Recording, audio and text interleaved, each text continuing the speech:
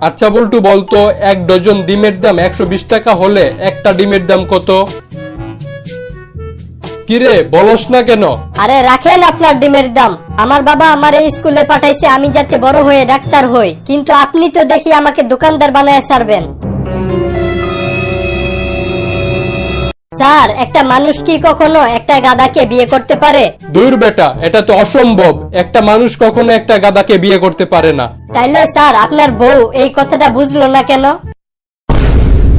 বল্টু, কালকে আমার বউয়ের জন্মদিন, ওরে কি উপহার দিলে ভালো হয়? তুই তোর বউকে একটা সাউন্ড বক্স গিফট কর। আরে না, আমার বউ ব্যস্ত মানুষ, গান শোনার সময় কই। তাইলে একটা পুতুল গিফট কর। আরে না, আমার বউ ব্যস্ত মানুষ, পুতুল দিয়ে খেলার সময় কই। তাইলে তুই বল কি দিলে ভালো হবে? শাড়ি গিফট দিলে কেমন হয়?